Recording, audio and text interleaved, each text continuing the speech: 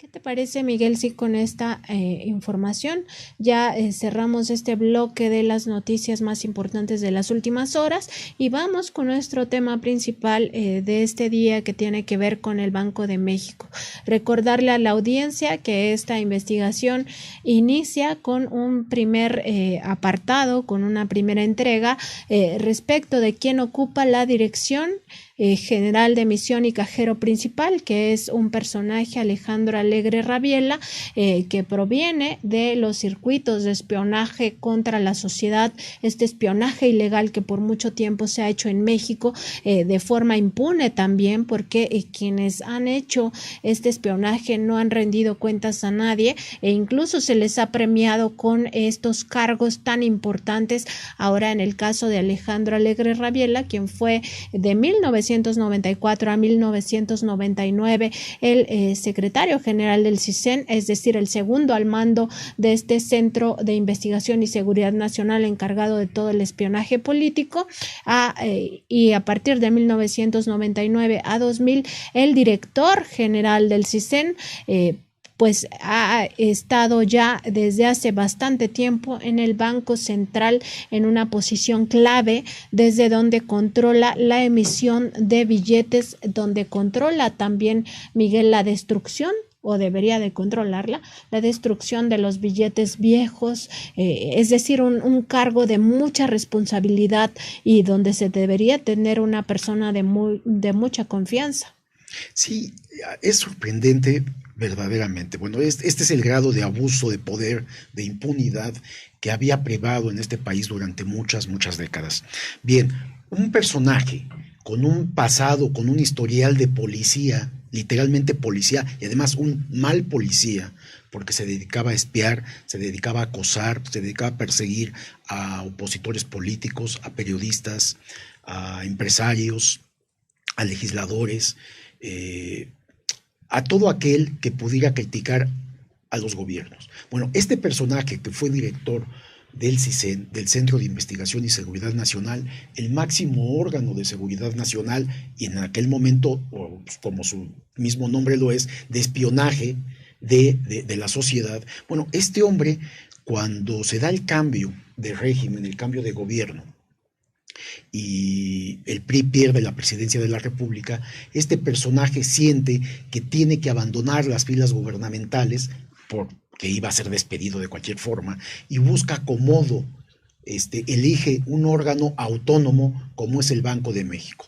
¿Pero por qué lo escogió? Bueno, porque es un órgano que paga muy buenos salarios, ya lo comentarás tú, Nancy, en una de las partes que vas a escribir sobre esta investigación, muy elevados, con cualquier cantidad de prestaciones, choferes, vehículos, asistentes, ayudantes, teléfonos, comidas, viáticos,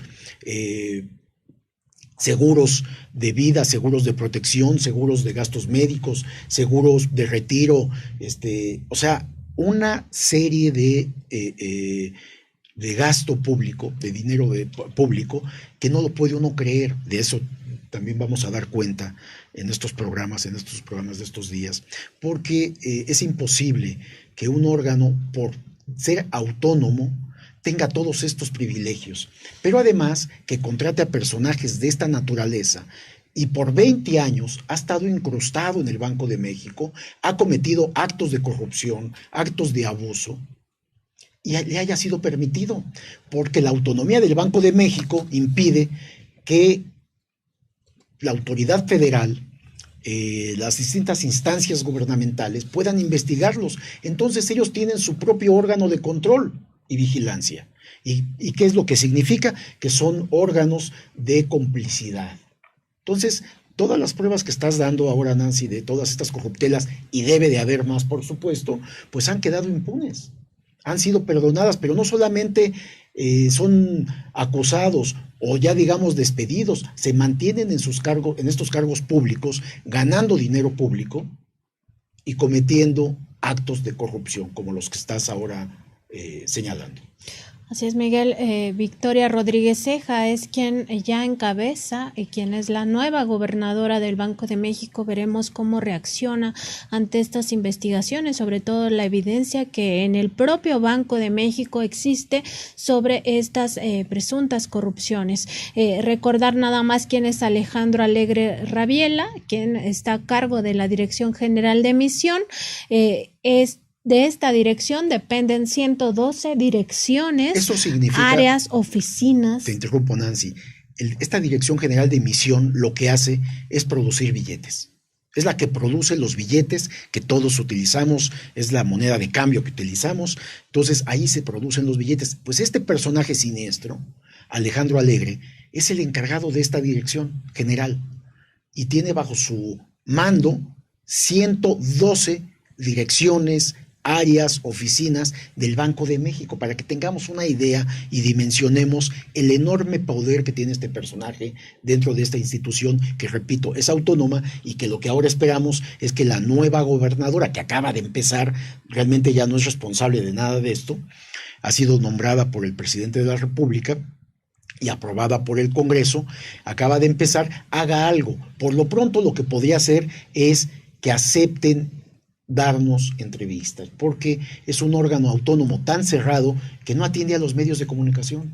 Ya nosotros ya solicitamos la entrevista con la gobernadora y nos dicen en su área de comunicación social que el Banco de México no da entrevistas. Perdón, pero pues hay una denuncia muy concreta de la cual tienen que responder.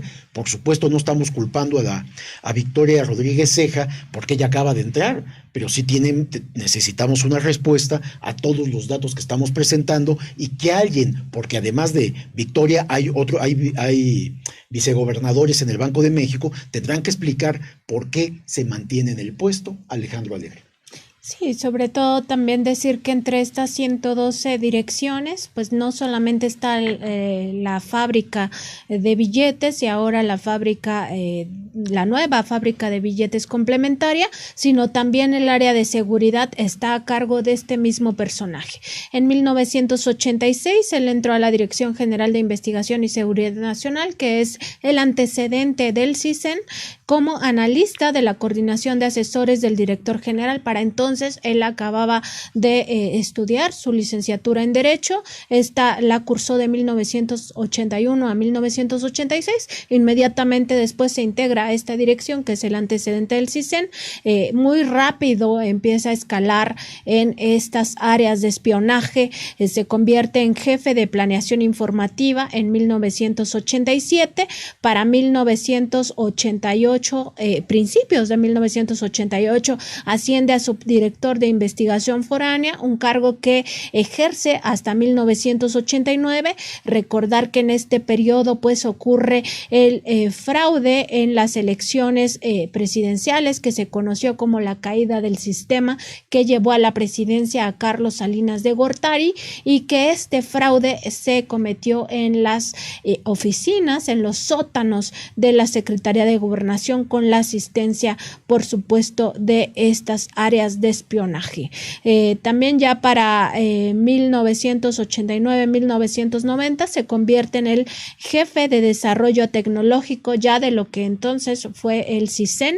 Desde ahí, pues desde esta función controló todas las plataformas de intervención de comunicaciones, una intervención que a todas luces es ilegal. La Constitución no faculta a estos órganos a espiar a los ciudadanos, a los opositores, a los luchadores sociales, a políticos de izquierda. También recordar que el presidente Andrés Manuel López Obrador fue un blanco de este espionaje desde aquel entonces y hasta poco antes de asumir la presidencia de la República. Después, bueno, él estuvo un rato en el Centro Nacional de Planeación para el Control de Drogas, conocido como CENDRO, pero en 1994 regresa al Centro de Investigación y Seguridad Nacional. Aquí ya vuelve como secretario general, el segundo al mando de este centro de espionaje, y pues aquí ve pasar el conflicto zapatista del Ejército Zapatista de Liberación Nacional en Chiapas, también el magnicidio de Luis Donaldo Colosio, posteriormente lo que se conoció como el Error de Diciembre, esta crisis económica de 1994-1995, que llevó a las calles a muchas personas que se quedaron sin sus posesiones, que generó un gran descontento social. Todo esto era foco de atención del Centro de Investigación y Seguridad Nacional. Como segundo al mando del CISEN, tenía bajo su control, bajo su jurisdicción, 14 áreas, incluidas aquellas donde estuvo incrustado Genaro García Luna. Recordar que en ese mismo periodo del 94 al 99, Genaro García Luna se desempeñó primero como analista y luego como subdirector de contrainteligencia, después como subdirector de antiterrorismo.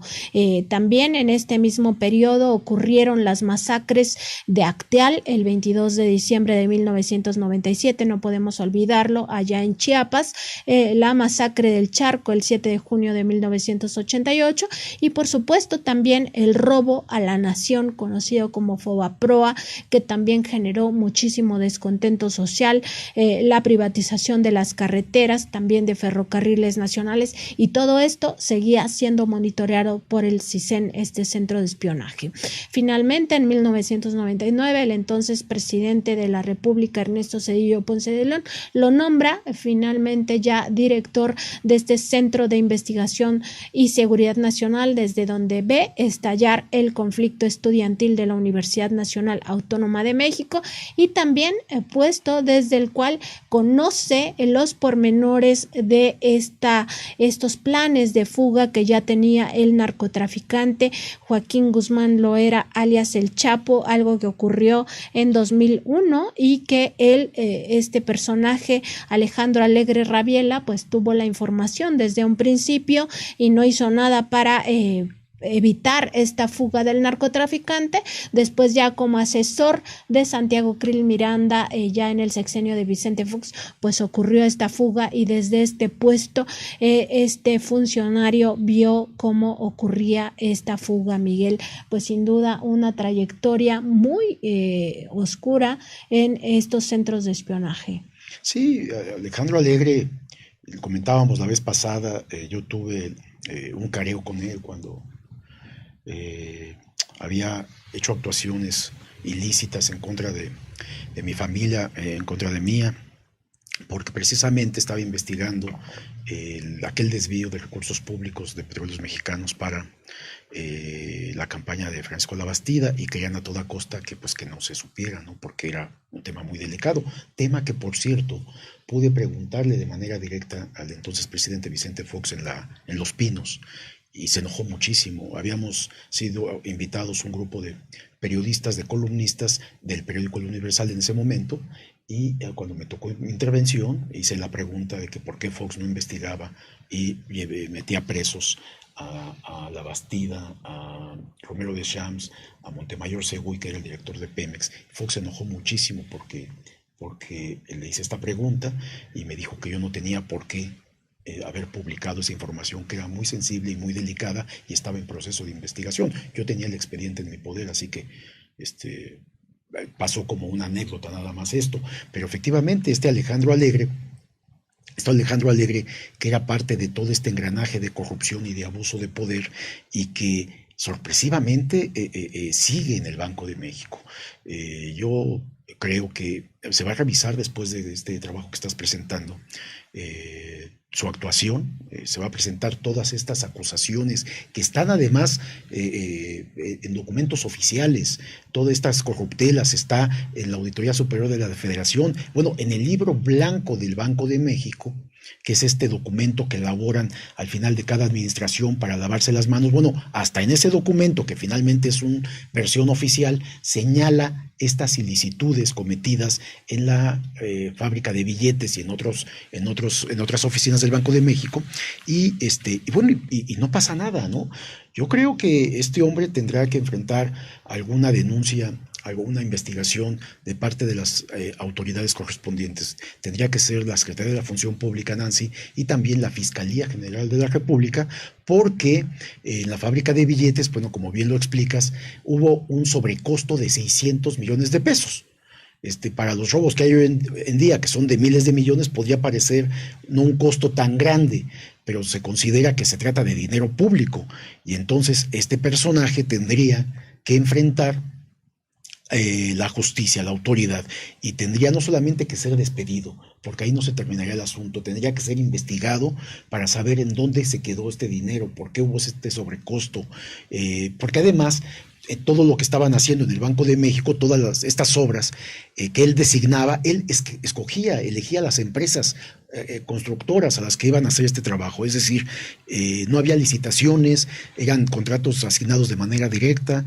Por ser un órgano autónomo el Banco de México, así se hacía, pero evidentemente sabemos que cuando esto sucede, pues muchas veces se presta a que haya corrupción, es decir, le das tú a una empresa el contrato de la obra y a cambio te dan comisiones, te dan prebendas, te dan sobornos para que les asignes el contrato, y esto también motiva que se incrementen los precios, que en este caso, bueno, pues estamos hablando de alrededor de 600 millones de pesos solo en la construcción de la fábrica de billetes, que bueno, se inauguró en 2018, lo hizo Alejandro Díaz de León, el anterior gobernador del Banco de México, pero en estas corruptelas también que defendían a Alejandro Alegre, también participó un conocido por todos, Agustín Carstens, quien fue, después de ser secretario de Hacienda, fue gobernador del Banco de México también, y también estuvo bajo sus órdenes Alejandro Alegre, ¿no? Entonces son todos estos funcionarios que eran parte de esta complicidad de protección y de corrupción que hay en el Banco de México.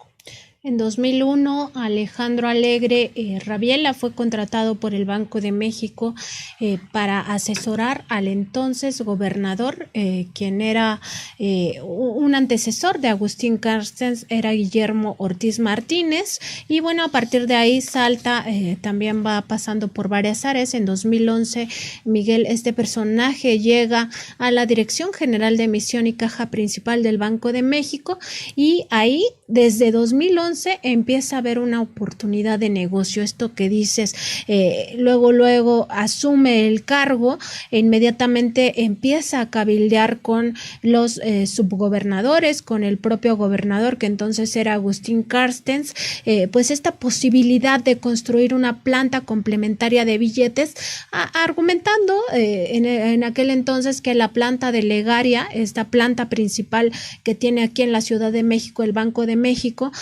pues ya estaba llegando al límite de su capacidad.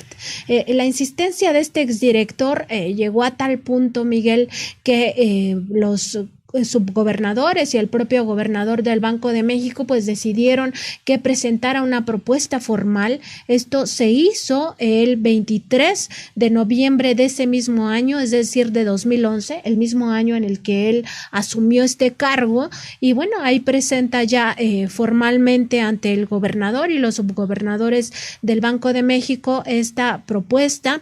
En esa ocasión se dice que no superará los 2.500 millones de pesos la inversión, y también se sugiere que se compren de una vez los lotes que están junto a la Caja Regional Jalisco, ubicadas en el Parque Industrial Guadalajara. Este es el inicio de todas las digamos, el origen de todas las irregularidades que se ven después. Todo esto, Miguel, como tú bien comentabas, está documentado por el libro blanco que hizo el propio Banco de México a cargo de Alejandro Díaz de León, el gobernador que recién acaba de terminar funciones el 31 de diciembre, y también en una auditoría interna a la que tuvimos acceso en Contralínea, en donde se elaborado da cuenta, por la Auditoría Superior de la Federación. elaborado elaborado por el propio Banco de México. Por el órgano de auditorías del propio Banco de México. Y esta auditoría interna y este libro blanco lo que permiten ver es que esta compra de estos lotes que sugirió desde un principio Alejandro Alegre Rabiela, pues es el origen del resto de irregularidades que costaron 595 millones de pesos, 595.9 millones de pesos más en sobrecostos a el Banco de México. Recordar que este órgano autónomo pues tiene o ejerce más bien recursos del pueblo mexicano, son recursos públicos, y de ahí la importancia de que se puntualice, se revise esta actuación. En aquella sesión del 23 de noviembre de 2011, cuando se presentaba esta sugerencia de crear una planta complementaria, el gobernador Agustín Carstens y los subgobernadores que forman esta junta de gobierno del Banco de México autorizaron a Alegre Rabiela que iniciara los trabajos para revisar si esto era factible y que comprara. Ahí mismo se determinó que se compraran los lotes 34B, 34C y 34D contiguos a la Caja Regional Jalisco del Parque Industrial Guadalajara, con una superficie de 38.245 metros cuadrados. Esto se hizo, por supuesto, sin licitación y también sin tener el estudio de mecánica de suelos, que es lo más importante, lo vamos a ir viendo a lo largo de esta presentación, y como el resto, la mayoría de los contratos, Miguel, se han hecho sin licitación pública, se han hecho de forma directa. Sí. Tú ahí tienes muchísima investigación respecto de por qué esto es un riesgo para las finanzas en términos de corrupción. ¿Qué significa que se otorguen directamente, que se adjudiquen directamente los contratos? Hay que decir, hay que separar. Cuando se otorgan contratos de manera directa a empresas, se utiliza mucho la figura de seguridad nacional, como lo hizo Miguel Ángel Osorio Chong en el gobierno de Peña Nieto, los 5 años que fue titular de la Secretaría de Gobernación. Utilizaba la figura de seguridad nacional para otorgar contratos. Otorgaron miles de contratos bajo esta figura. Eran contratos que no se justificaban. Documentos de la propia Secretaría de Gobernación en el sexenio pasado así lo confirman, que tenemos nosotros y que hemos dado a conocer. Bien, en este caso, por ser un órgano autónomo, pues tiene total libertad del manejo como ellos quieran del recurso público. Pues sí, tiene total libertad de autonomía de cómo maneja su presupuesto, a quién contrata y cómo los contratan. Pero esto no significa que tengan autonomía para cometer actos de corrupción, de impunidad y de abuso de poder. Y entonces el dinero que es público, pues deben de rendir cuenta de ellos. Entonces, primero, no hay transparencia en el Banco de México. Para poder obtener la información, bueno, tú tienes meses tras esta investigación, la has logrado y estamos dando a conocer datos muy duros sobre cómo opera uno de los órganos más oscuros, poco transparentes, que se mueve en favor de ellos mismos, de los funcionarios que lo dirigen, con esta autonomía. Y a lo cual el presidente ha hecho muchas críticas de estas autonomías que permiten el abuso y la corrupción. Bien, en este caso de los contratos, imagínense que concretamente Alejandro Alegre, para la construcción de esta fábrica de billetes, de producir billetes, pues simplemente decide qué empresa es la que va a contratar. Entonces, él habla con el dueño de la empresa y dice, te voy a dar la obra, o se ponen de acuerdo y va a costar tal cantidad. No hacen los estudios correspondientes, como ya bien describes, no hacen un buen trabajo, y entonces esto motiva, pero lo hacen a propósito, Nancy. Es decir, no lo hacen porque no sepan, hacen a propósito esto, una mala obra para poder incrementar los costos. No solamente se lleva más tiempo la construcción, sino que además incrementan los costos. Entonces, es una fábrica que costó, si no mal recuerdo, 3.500 millones, algo así, Nancy. Sí, 3.517 millones de pesos. Hablamos de una fortuna considerable, en donde ellos deciden en qué terreno se construye, qué empresa la construye, a quién contratan, y sin licitación alguna. Entonces, ¿para qué son las licitaciones? Bueno, para obtener una mejor oferta y no gasten el dinero público sin medida. Entonces, acá no hubo licitación. Esto no garantiza, también las licitaciones, hay que decirlo, no garantiza que no haya corrupción. Anteriormente, en gobiernos pasados, se simulaban las licitaciones previo arreglo con todos los concursantes, y entonces les iban repartiendo a cada uno ciertos contratos, pero simulaban que todo se hacía transparente y todo se hacía mediante licitación. Tampoco funcionaba. Pero acá, bueno, el cinismo total es que ni siquiera había concurso, no seleccionaban empresas para ver cuál presentaba la mejor oferta, eran asignaciones directas, porque al Banco de México no le importaba, porque además nadie lo investigaba. La autonomía que tiene le daba impunidad. Y entonces todos estos gobernadores como Agustín Carstens, como Alejandro Díaz de León, hacían lo que querían con el Banco de México y con el dinero que gastaba el Banco de México, pero no era dinero patrimonial. No era dinero propiedad del Banco de México, era dinero público que salía del erario federal. Entonces, hay actos de corrupción que yo creo que hasta alcanza a estos dos últimos gobernadores del Banco de México, Agustín Carstens y Alejandro Díaz de León, y por supuesto quien tiene que ser llevado a proceso es Alejandro Alegre, porque hay claramente actos ilícitos en todo lo que estaban haciendo. Sí, Miguel, y fíjate que en esta investigación lo que encontramos es que prácticamente todos los contratos se adjudicaron de manera directa, incluido el de la obra inmobiliaria, es decir, el de la constructora que costó 908.413.000 pesos y favoreció a Constructora Garza Ponce, propiedad del empresario regiomontano José María Garza Ponce, quien falleció en abril de 2020, pues fue contratada también de forma directa, que fue uno de los contratos más elevados, pues también se hizo sin licitar. También decir que esta elección de terrenos que se hicieron en Jalisco, pues derivaron en este quebranto de 595.9 millones de pesos, monto que significa el sobrecosto de estas obras. Eso lo revelan tanto el libro blanco llamado Desarrollo de una planta complementaria de impresión de billetes, como la auditoría interna de este Banco de México, GAOC-50/15 del Banco de México. Ante esta falta de estudios de suelo, bueno, la Junta de Gobierno indicó que esta compra de lotes que estaba autorizando el 23 de noviembre de 2011, apenas unos meses de que Alejandro Alegre Rabiela hubiera asumido esta Dirección General de Emisión, pues se iba a hacer de forma como una reserva territorial. Todavía no decían que estaba autorizada la construcción de la planta, oficialmente no la estaban autorizando aquel mes de noviembre de 2011, pero sí estaban autorizando la adquisición de estos terrenos también de manera prudencial, dijeron en aquella sesión ordinaria de la Junta de Gobierno, le piden a la Dirección General de Emisión que contrate a un consultor externo y que éste corrobore la factibilidad del proyecto de la planta complementaria, así como el costo.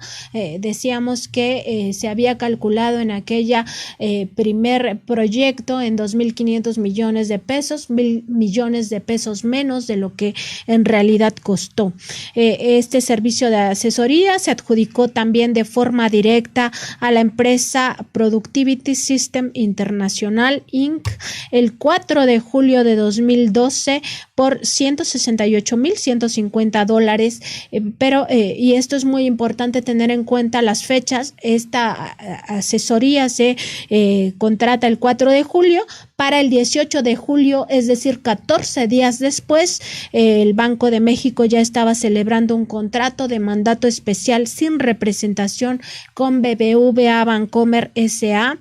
para adquirir los lotes adjuntos a la caja regional por 85 millones de pesos. Miguel, aquí lo que estamos viendo es que estas adjudicaciones directas pues son la forma que más le gusta al Banco de México de ir adjudicando, y también también pues comprar a ciegas, porque este lote, estos terrenos no eran propicios. No había esta mecánica de suelos y exacto, al final resulta que no eran propicios. Sí, es decir, también, primero, bueno, la parte que estabas explicando, que es la construcción de la fábrica, que tuvo un costo de 3,000 y tantos millones, bueno, pero también está la compra de la propiedad del terreno en donde se construyó la fábrica. Ahí también de manera directa se decide construir una fábrica sin esto que es vital, la mecánica de suelos, un estudio de mecánica de suelos para saber si una fábrica de tal naturaleza con equipo pesado se podía construir ahí para producir los billetes. Bueno, falló, no hubo estudio de mecánica de suelos, es decir, se lo ha de haber comprado algún compadre el terreno, ¿no?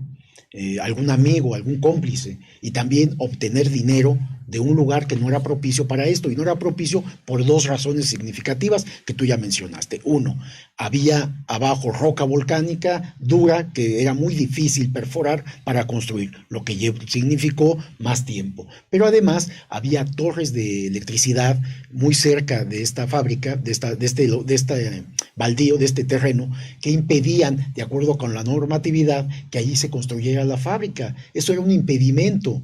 ¿Por qué? Pues porque estas torres de electricidad que generan un área importante de efecto por la carga y descarga de electricidad que genera, entonces no era viable esto. Bueno, todo esto se lo brincaron. La cosa era hacer negocio, robarse el dinero público.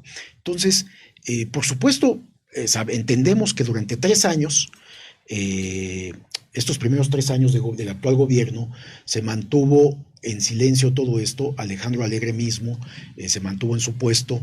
El que era gobernador del Banco de México en este primer trienio de la actual administración, Alejandro Díaz de León, pues estaba muy campante ahí, pese a que ya había críticas del presidente hacia el gobernador del Banco de México. Pero repetimos, es un órgano autónomo, además que cuando son designados creo que están 8 años en los cargos, en este cargo, son muchos años los que están más allá de un sexenio.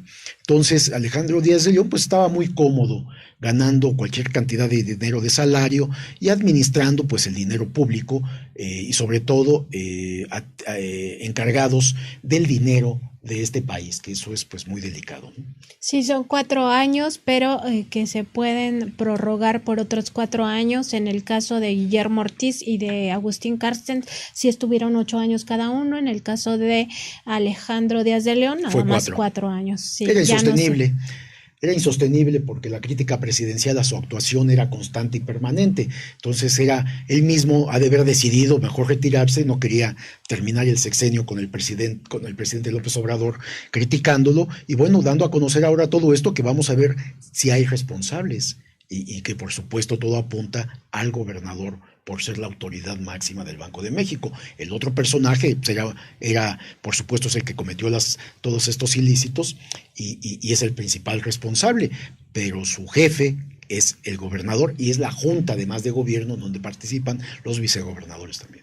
Así es, el 21 de noviembre de 2012, un año después de que autorizaran la compra de gobierno y 4 meses después de que se comprara estos lotes cercanos, aledaños a la Caja Regional Jalisco, ya la Junta de Gobierno conoce ese análisis que había pedido de forma pues preventiva, que se hiciera por parte de un consultor externo, conoce los resultados. Estos análisis dicen que es factible hacer esta planta complementaria de billetes, y es en esa misma sesión ordinaria de la Junta de Gobierno donde, como dice Miguel Vadillo, participan tanto el gobernador del Banco de México en aquel entonces, Agustín Carstens, y los gobernadores del Banco de México, pues aprobaron oficialmente ese 21 de noviembre de 2012 la construcción de esta nueva fábrica de billetes en el municipio del Salto, Jalisco. Incluso pues el Banco Central seguía en ese momento sin conocer cuáles eran las condiciones del terreno y estaban autorizándolo porque el consultor externo no hizo este estudio de mecánica de suelos que cualquier ingeniero sabe se hace previo a adquirir o comprar los terrenos antes de las obras, sobre todo por estas características que mencionas, Miguel, una fábrica sí tan especiales que tiene que tener bóvedas, tiene que tener maquinarias muy pesadas y se necesita saber si ese terreno soporta tal peso y las condiciones de los materiales que se requieren para su construcción. Tanto el libro blanco como la auditoría interna a la que tuvimos acceso, pues refieren que este primer estudio de mecánica de suelos se hizo hasta julio de 2013 y ya fue por parte de una empresa de nombre ZBA Asociados SC, contratada en mayo de 2013 para elaborar el proyecto ejecutivo de la obra. En julio presenta estos planos de levantamiento topográfico del terreno, planos y documentos del estudio de mecánica de suelos y planes actualizados del edificio de caja. Es decir, esto se da un año después de que fueron comprados estos lotes. Miguel, pues sin duda un error que no se comete si no es por negligencia. Sí, cada vez, bueno, tú aportas muchos datos muy precisos, esta investigación en eso consiste, por supuesto, que además hay que decir que trataste de hablar con las autoridades del Banco de México, con el propio Alejandro Alegre, para que pudieran dar su versión. Esto es una obligación ética del periodismo, que podamos darle la oportunidad a la parte que estamos señalando, en este caso, al ahora exgobernador del Banco de México y también al director general de la emisión de billetes, que es Alejandro Alegre, para que pudieran dar una versión de lo que estaba sucediendo ahí. Obviamente, cuando son tan responsables, pues no dan la cara, ¿no? Prefieren esconderse para tratar de minimizar la investigación periodística, pero bueno, estamos dándolo a conocer. Y bueno, hay algo también, Nancy, que nos tocó a los dos, platicamos con fuentes internas del Banco de México, que no damos sus nombres porque, pues, para que no haya riesgos de que puedan ser despedidos por dar información. Y nos contaban que no había nadie, no había seguridad de que los billetes fueran destruidos. ¿Por qué digo esto? Bueno, porque Alejandro Alegre era el encargado de recoger muchos billetes que se les considera viejos cuando hay el cambio de papel moneda. Es decir, cambian las imágenes, cambia la seguridad, entonces muchos billetes viejos son recogidos de la circulación y bueno, son almacenados y después son o deben de ser destruidos. A nosotros nos decían, te has de acordar, que no es muy seguro que todos los billetes fueran destruidos, es decir, que se cree que parte de esos billetes regresaban a la circulación y ahí sí no hay control, porque pues tú decías, se está destruyendo tal cantidad de billetes en peso, porque pues ya no se contaban, pero sí en peso, las personas con las cuales platicamos nos decían, no, nadie controla eso. Esa supuesta quema de billetes, no estamos seguros si se da y sobre todo si queman el total de los billetes que se recolectan. De acuerdo con las leyes que rigen todo el sistema económico de México, pues es el Banjico el encargado de esta destrucción. Los bancos privados no pueden destruir los billetes, tienen que entregarlos al Banco de México, sí, el cual de cambio. Exacto, el cual es sustituido, es decir, el Banjico les da unos nuevos cargamentos y ellos entregan los billetes a destruir, esos mismos billetes que estuvieron en circulación y que por alguna razón ya son digamos de lo viejo o rotos o maltratados o rayados, pues se sacan de circulación y entonces el Banco de México es el que está obligado a esta destrucción, pero como bien dices, Miguel, pues nos comentaban que toda esta ruta que siguen estos billetes, pues no necesariamente acaban incinerando billetes, sino papel periódico o cualquier otro tipo de papel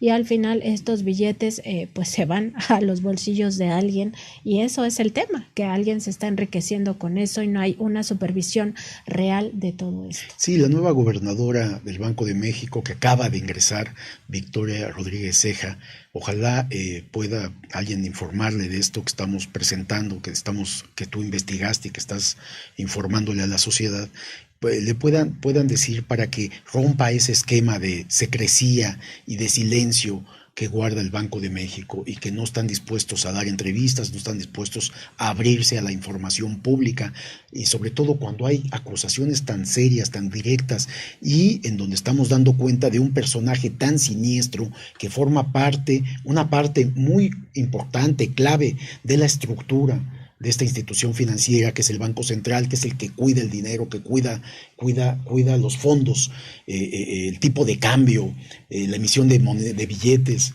O sea, es una función tan importante para la economía del país, y que tengan a personas de esta naturaleza incrustados, sobre todo en donde estamos confirmando y probando con documentos de ellos mismos que ha cometido actos ilícitos, que hay actos de presunta corrupción que deben de ser, no solamente se le debe de despedir, Nancy, debe de ser juzgado, acusado por estas ilicitudes, ¿no? Y no prescribió, porque la fábrica de billetes se entregó apenas en 2018. No, en 2021. Es que por eso son tan importantes los tiempos. En 2018, el 7 de noviembre de 2018, se inaugura. Se inaugura y lo hace Alejandro Díaz de León, pero realmente no estaba completa para poder operar, porque no estaban todavía las máquinas de la producción de billetes, pero se hizo un acto protocolario para hacer esta situación. Sobre todo porque ya tenían los tiempos encima. Recordar que las obras tienen, pues sí, un tiempo para construirse.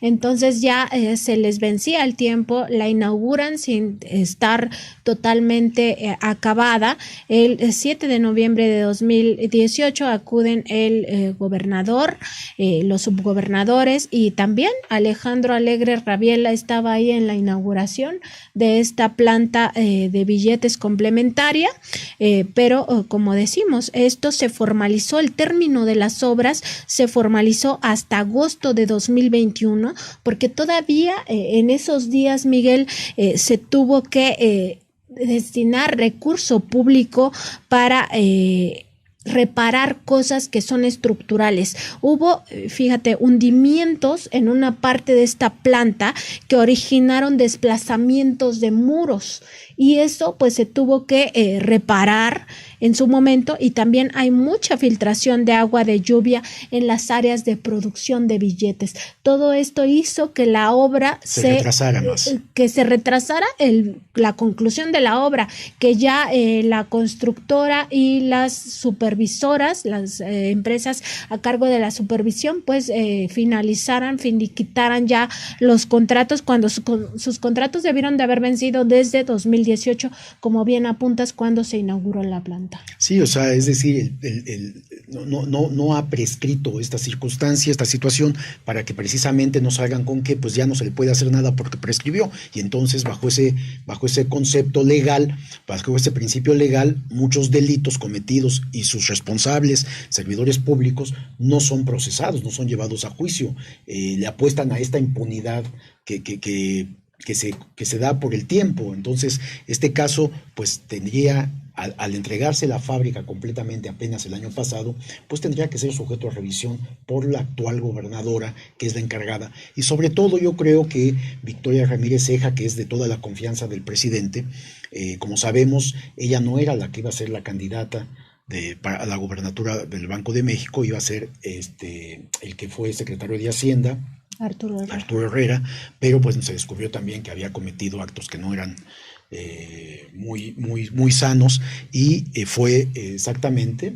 se canceló su posible candidatura al Banco de México. Entonces, Victoria Rodríguez Ceja, que acaba de ingresar como gobernador del Banco de México, tendrá que revisar todo el equipo de trabajo que le dejaron gobernadores anteriores, y que estaba basado en una estructura de corrupción, de abuso de poder, de un gasto superfluo, de muchas cosas. Tú ya lo comentaste aquí, por ejemplo, Alejandro Alegre ordenó la construcción de stand de tiro, es decir, donde los funcionarios del Banco de México iban a practicar tiro al blanco, no sé, preparados para qué, pues es un trabajo policial el que hacía este personaje. Estaba también encargado del área de seguridad del banco. El que hace, porque sigue encargado de estas áreas. Sigue, pues, o sea, inexplicable tanto poder a un personaje que además durante 20 años se mantuvo en la sombra.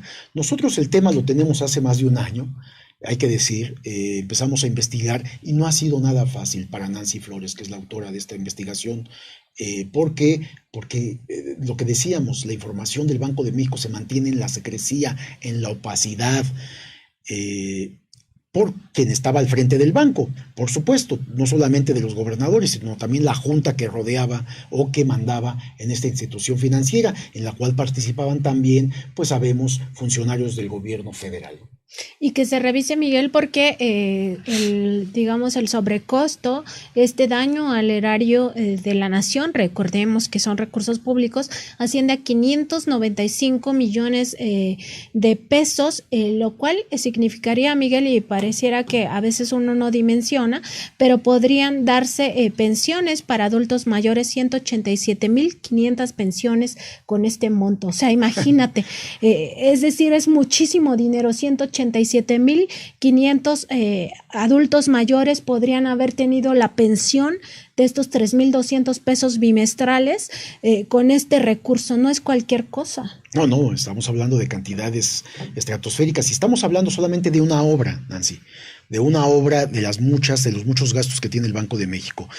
Por supuesto, sigues investigándolos para saber qué otras cosas han hecho. Y ahora con este cambio, con esta nueva funcionaria que estará al frente del Banco Central, esperamos que haya resultados inmediatos. Esto no puede esperar. Y no solamente que haya despidos, repetimos, nos parece que tendría que haber procesos penales, denuncias penales interpuestas ante la Fiscalía General de la República por los abusos que se hayan cometido. Y yo creo que es muy sano también que se investigue no solamente a Alejandro Díaz de León, que estuvo al frente del Banco de México, que se investigue a Agustín Carstens también. Nosotros teníamos referencia y lo publicamos ya en algún momento determinado, como Agustín Carstens, cada que viajaba fuera de la Ciudad de México, lo hacía en primera clase. Era un gasto excesivo. Obviamente, pues voy a decir algo, no tiene que ver con su apariencia física, pero Agustín Carstens es un hombre muy robusto. Entonces tenía que comprar doble lugar en primera clase para poder sentarse en los asientos, dado su volumen. Es decir, era un gasto, y esto es solo un ejemplo de todo lo que ocurría en el Banco de México con estos gobernadores que se daban una vida de lujos, de reyes, con el dinero público. Esto ya no puede seguir. Y otra cosa, Nancy, me parece que también, y si vamos a los salarios, tendríamos que considerar que también debe de entrar la austeridad ahora que Victoria Rodríguez Ceja asume la titularidad del Banco de México, en donde tampoco este órgano autónomo, por muy autónomo que sea, sus funcionarios no pueden ganar más que el presidente de la República. Así es, Miguel. Y bueno, nada más decir ya muy rápidamente que durante los trabajos de movimientos de tierras y por esta falta del estudio de mecánica de suelos, pues se encontró un macizo rocoso en este predio de la construcción, condición que dice la auditoría interna pues derivó en que se requirieran trabajos adicionales de excavación y en otros lugares se requirieron menos trabajos en cuanto a la cimentación.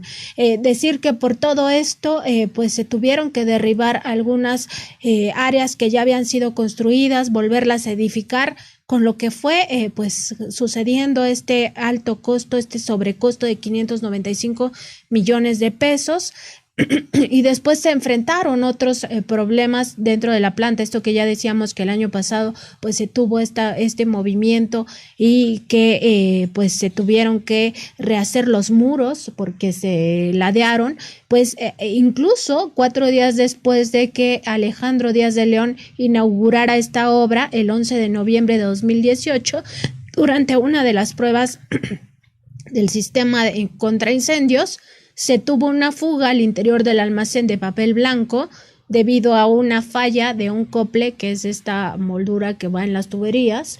Se tuvo esta fuga y eso afectó 10 resmas de papel valuado en 3,800 euros. Es decir, desde entonces ya venían problemas. La planta recién inaugurada, 4 días después, empieza con estos problemas. En el texto que ustedes pueden acceder y leer con toda calma, pues traigo más incidentes que han ocurrido en esta esta planta. Y bueno, decir que todo esto surge porque la zona, el terreno que el gobernador y los subgobernadores pues autorizaron comprar a sugerencia de Alejandro Alegre Rabiela, pues no era apto para una obra de esta naturaleza. Ante la urgencia de todo lo que estaba pasando cuando se encuentran ya en el proceso de construcción este macizo rocoso, esta vena volcánica en este lugar, pues el 29 de diciembre de 2015 el Comité de Obra Inmobiliaria tuvo que sesionar de forma extraordinaria para autorizar que se realizara un nuevo estudio de mecánica de suelos, porque el anterior no había servido. Se tuvo que hacer de inmediato, en un día, la contratación de un ingeniero al cual se le tuvieron que pagar 1,602,000 pesos masiva para generar este nuevo estudio de mecánica de suelos. Este estudio se tuvo listo ya en enero de 2016 y con esto pues se inicia un nuevo programa de trabajos de cimentación. Es decir, Miguel, que se utilizara un terreno que no se había estudiado generó estos sobrecostos de 595.9 millones de pesos.